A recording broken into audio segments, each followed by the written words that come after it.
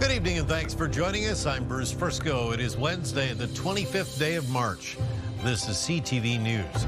Tonight, rate shock. The hike is approved. Nova Scotians will pay more for electricity. Catch and kill. New orders for anglers to battle invasive fish. And sweet success. The young entrepreneur overcoming obstacles to expand his growing business. Live from our Maritimes News Center, this is CTV News. Here is Bruce Frisco. Good evening. It is the last thing Nova Scotians wanted to hear, but they will be paying more for power in the future. Nova Scotia Energy Board today agreed that Nova Scotia Power needs a rate hike. And although the exact rate has not been released yet, the board says it will be close to the 8.1% the utility had been asking for. CTV's Jonathan McGuinness has details and reaction tonight. Nova Scotia Power's arguments for an 8.1% hike in rates were mostly effective. While not getting all they wanted, the Nova Scotia Energy Board ruled today that the utility must recalculate and come back with a number that is slightly less than what they were asking. I think it's atrocious. I live on a teacher's pension. It's fixed. It's not indexed. It's the same now as it was in 2012. The new figure will include adjustments made from the board's order to make $8 million in reductions to operating, maintenance, and general expenses, reduce executive compensation in 2026 and 2027, and reduce fuel and purchased power costs by $1.8 million. We've heard the Premier say time and time again, I wish this company cared. I wish they would be more caring. That's his job. Just like the finances, the Premier has lost control of power rate increases in the province. Premier Tim Houston reacted in a statement saying in part, I expected more from the board, particularly after such an extensive hearing where expert after expert presented clear evidence on why the board should exercise its authority and reject Nova Scotia Power's request. On a day when 20,000 people in Pictou County lost power due to what the utility calls a transmission interruption, NSP's response to the board's ruling reads, as we've seen this winter, continued investments in the electricity grid are critical, both in terms of reliability of our system during storms and the supply of electricity during extreme cold snaps. Jonathan McGuinness, CTV News, Halifax. Canada's Privacy Commissioner says Nova Scotia Power will strengthen its security following a cyber attack last year. The utility sent a compliance letter to the Commissioner, Philippe Dufresne, saying it will delete customer social security numbers from all of its files. The company also promises to provide the office with the findings of an external audit by the end of October. Of course, it was March of last year that a hacker accessed the data of hundreds of thousands of Nova Scotia Power customers. The former CEO has said the cyber attack was likely based in Russia. Get the Maritimes top stories, breaking news alerts, and watch live. Download the CTV News app. A man wanted in connection to a homicide in Edmonton has been arrested in Prince Edward Island. Police in Charlottetown say officers arrested 47-year-old John Joseph MacArthur at a home on South Melville in mid-March. He was sent back to Alberta for further court appearances. Police have released no other details about that investigation. A very close call between a school bus and a dump truck in Nova Scotia's Annapolis Valley this morning. Happened just before 8:30 a.m. on the Harrington Road in Coldbrook. Police say the bus, which did have students on board, was traveling east when it collided with the dump truck on the road. Fortunately, nobody was hurt. The crash is under investigation, but it's worth noting it was snowing at the time. An increasingly dramatic budget battle continues to play out at the Nova Scotia Legislature. As the PC government tries to push its spending plan forward, they've been met by resistance from both outside and inside the legislature. In fact, an unusual incident last night has prompted higher security and a temporary public ban from what's known as the People's House. CTV's Jesse Thomas has more. It was near midnight when protesters broke into song. The chorus of nearly 20 in the gallery didn't stop. forcing the House Speaker to call security and legislative police to clear the gallery before suspending government business. What I would say is we all have a tolerance. I would say that this is a hard job, and I would say that this should be a safe space for everyone who works here. Police were called and arrested a man for mischief. He was later released without any charges, but it prompted the Speaker to close the gates and ban the public until further notice. It's a hard juggle, and unfortunately, there was a few that ruined it for the rest. Much of the protest has been over the more than $300 million in cuts to the budget, including $104 million in cuts to grants and social programming. The public pressure forced the Houston government to pivot and reinstate $53.6 million in spending, mainly for vulnerable populations like seniors and those living with disabilities. I don't think that budgets should be forced for a vote at midnight without the Premier in the chamber. I don't condone that. Premier Tim Houston is in Texas attending an energy conference, but he wasn't the only high-ranking member of the PC party to miss voting on the budget. The finance minister wasn't there either. I was in a meeting, and I will make sure I'm there at every future vote. While MLAs cast their vote over the province's fiscal plan, there was another small group protesting outside the legislature. Jesse Thomas, CTV News, Halifax. To Fredericton now, where the company that's supposed to take over virtual health care services is dealing with its own financial difficulties. That's according to a U.S. credit agency. Meantime, as CTV's Nick Moore tells us tonight, the official opposition says the New Brunswick government is taking a big risk by moving from an NB-based provider. The Luxembourg-based Foundever Group is expected to take over virtual primary health care in New Brunswick. During question period today, the official opposition referenced a December report from the U.S. credit rating agency S&P Global, which downgraded the company to a CCC rating. The S&P Global report said the company had a negative outlook. Foundever did not respond to our request for comment today. Will the Premier tell the people of New Brunswick when she learned that Foundever was downgraded by S&P to what they call currently vulnerable and reliant on favorable conditions? We have a smooth transition plan. New Brunswickers need not be afraid. They will have virtual care. Last month, the province announced it was leaving the New Brunswick-based eVisit NB care provider at the end of March. That virtual care model was created just before the pandemic to keep people out of emergency departments if they were looking for a referral or prescription. Last week, Premier Susan Holt confirmed the timeline for ending eVisit NB had moved. There was a transition clause in the contract with eVisit to provide 90 days of transition time if and when we're moving to different service providers. Dornan was not made available to answer questions from reporters today, nor did he address the opposition's questions about the S&P Global report. Opposition health critic Bill Hogan says any problems with eVisit NB can be repaired, including noted warnings that eVisit NB has breached the province's Official Languages Act. Green Party leader David Kuhn says all virtual health care should be based in New Brunswick. The provincial government says it made the decision to move to a new virtual health care provider following a competitive request for proposals process. Nick Moore, CTV News, Fredericton. A rare milk recall to tell you about tonight. The Canadian Food Inspection Agency says certain products made by farmers in Natrel may contain pieces of glass. They're all in 2-liter cartons of homogenized 2%, 1%, and 1% chocolate milk from farmers, as well as 1% lactose-free chocolate, partly skim milk from Natrel. The farmers' products were distributed in Nova Scotia and PEI. The lactose-free version is available right across the country.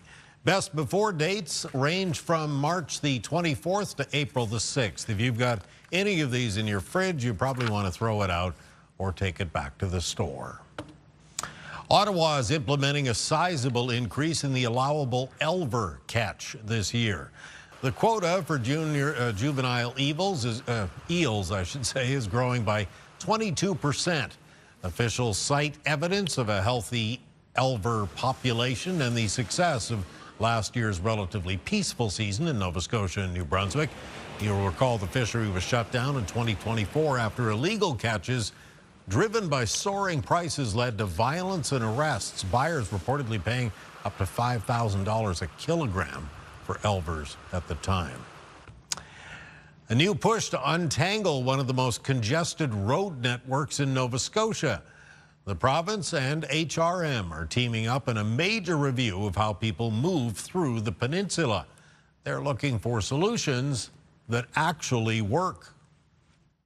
We want to understand the flow of traffic as it is today through all modes and what can make that better. One of the key priorities coming out of the regional transportation plan, and we feel that SEMA is a great team that will help us through this.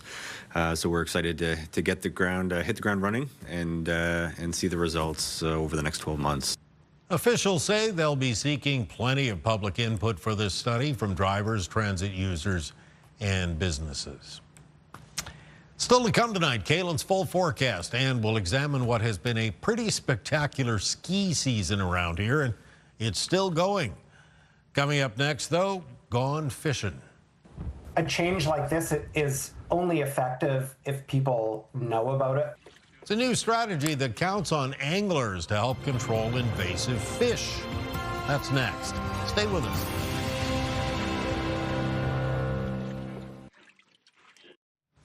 Now to an unusual order from the province of New Brunswick to scores of anglers.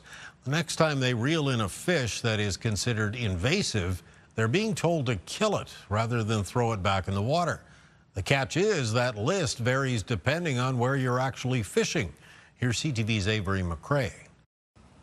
It won't be long before the St. John River is filled with boats of anglers taking advantage of the province's rich fishing grounds. And when they do, there are some new rules to know. We do have to be very cautious about limiting the spread of invasive fish species. The province is now requiring all anglers to keep and kill 5 invasive fish species upon capture. The fish are black crappie, chain pickerel, both large and smallmouth bass, as well as muskellunge or muskies. But it's important to note, outside of the black crappie, these fish are not deemed invasive province-wide. If everyone's under the impression that all smallmouth bass in the lower Woolastook St. John River watershed are intended for retaining and killing, we're going to do some really big damage to our recreational fisheries. These are really important for our economic tourism and for the overall ecological value of the lower Woolastook. The Restigouche, Chaleur, Miramichi, and Southeast recreational fishery areas see all 5 fish as invasive to their waters, while pickerel, largemouth, and muskies are deemed invasive in the inner Bay of Fundy. Largemouth bass are also to be caught and killed in the upper St. John River. A change like this is only effective if people know about it. Neville Crabb of the Atlantic Salmon Federation says people who fish have certain routines, and without more awareness, they may not know the changes. I think it's important for the province to consider posting signage at areas like boat launches, popular fishing spots, and other places to spread the message far and wide, because people only know what they know. Anglers who catch an invasive fish are asked to document the capture, then quickly and humanely euthanize it. As for what to do with the dead fish, anglers can either keep it to eat for themselves, or if it's frozen, they can bring it to their local DNR office. Avery McRae, CTV News, St. John. Thank you, Avery. We'll step aside for a quick little break here, but when we return, your complete maritime weather forecast. A little bit of rain heading our way. Kaylin's got all the details next.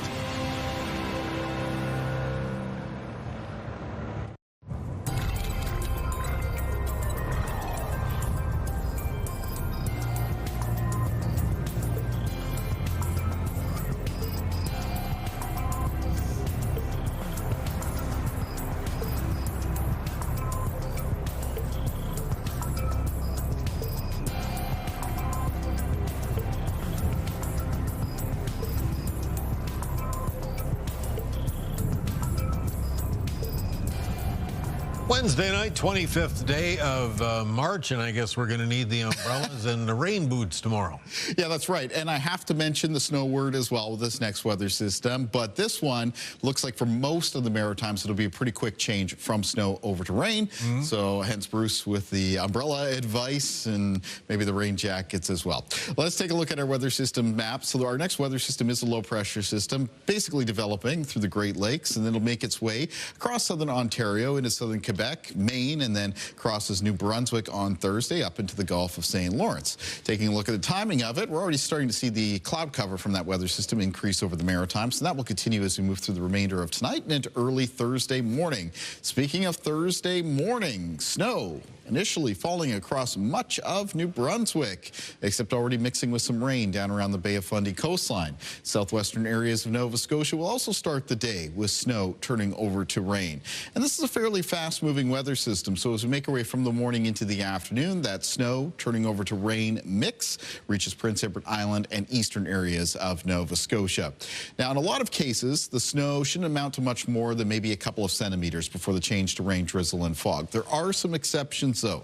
Some of the northernmost areas of New Brunswick, especially at higher terrain, could pick up 5 to 10 centimeters of wet snow there, and same thing goes for the higher elevations in Cape Breton. So basically moving up into the Cape Breton Highlands, and that shows up in a snowfall outlook here as we play it through the day on Thursday. You can see the blues shading in a little bit darker up around the area from Edmonton towards Campbellton, Dalhousie. So that's where there could be 5 to 10 centimeters of wet snow, and the Cape Breton Highlands. So if you're driving in along the roads for tomorrow in that sort of northwestern area of New Brunswick, just be aware that you may run into some slippery conditions. Taking a look at winds in the forecast, they really eased up as we went through the evening, and now as we're making our way towards midnight, tomorrow's winds will be around from the south and the southwest, and they'll increase again to become gusty in the afternoon with gusts of 30 to 50 kilometers per hour, New Brunswick and Prince Edward Island, as well as much of Nova Scotia, except for some peak gusts. They could reach as high as 50 to 70 kilometers per hour on exposed areas of the Atlantic coastline, especially the coastline in the southwest. Taking a look at low temperatures in the forecast for tonight, for most of the region, they'll fall a few to several degrees below zero. Some in the north of New Brunswick between -8 and -12. Tomorrow, though, in that south wind, there is some recovery in the temperatures. Many communities, even in the north of New Brunswick, get up onto the plus side of the scale by late in the day. Again, that snow turning over to some patchy drizzle and fog. Does stay a little bit chillier up around the Campbellton, Dalhousie area. It's one of those areas that could pick up a little bit more in that wet snow. Fredericton tomorrow, the high temperature near 6 degrees. St. Stephen gets up to around 9, 4 for St. John, and 6 for Moncton. Communities in Prince Edward Island on Thursday with high temperatures at 5 for O'Leary and Cavendish, 4 degrees for Charlottetown and Montague, 2 at Surrey. In Cape Breton tomorrow, 5 for Sydney, 3 for Bedeque, and 4 at Port Hawkesbury on the north shore of Nova Scotia. Most communities with a high temperature near 5 degrees. Same thing goes for the eastern shore, near 5 for Amherst and Truro. 4 tomorrow, city centres, Halifax and Dartmouth with highs near 6 for Chester and Lunenburg. The Annapolis Valley tomorrow with high temperatures near 6 degrees. And on the south shore of Nova Scotia, up to 8 for Bridgewater, and then 6 for Liverpool, Shelburne, and Yarmouth.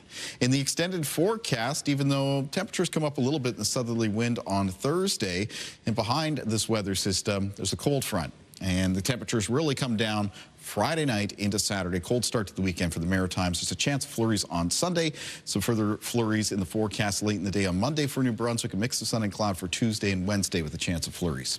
For Nova Scotia, it's rain clearing through on Friday, then a cold start to the upcoming weekend. There'll be some isolated flurries around on Sunday, and the next round of flurries around for Monday night. Tuesday, a mix of sun and cloud, and then a chance of flurries on Wednesday of next week.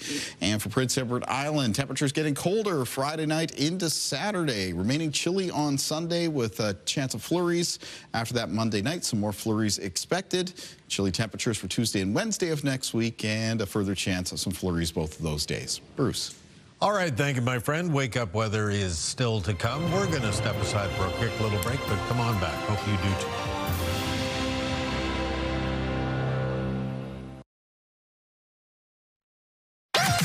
#1 morning show in Halifax. Turk, Megan, and Amateur Alex. And home to the biggest artists. Halifax's #1 hit music station. 101.3 Virgin Radio. The spring snow that parts of our region have gotten lately means some people will be able to hit the slopes for at least a couple more weekends. In fact, as CTV's Ryan McDonald is about to show us, some people will be skiing on Easter weekend and perhaps even beyond. On the slopes of Ski Banyan, Anne Dunn is what you might call a lifer.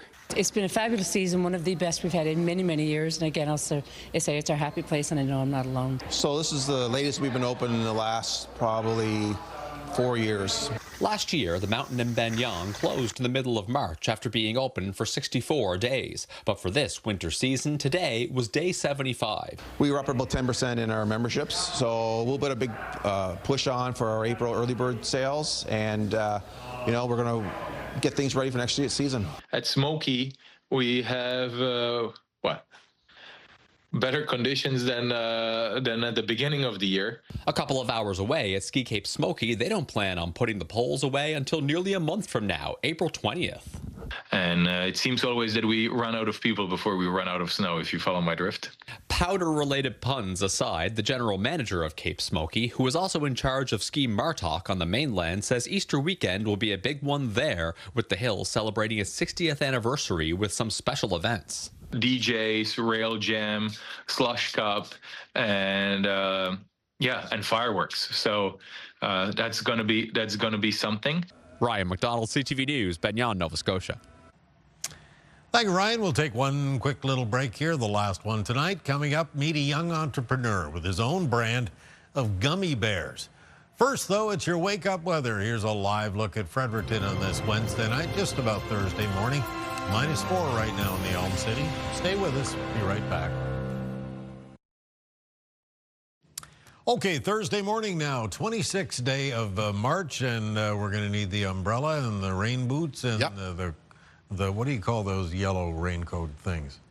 I was going to say rain jacket.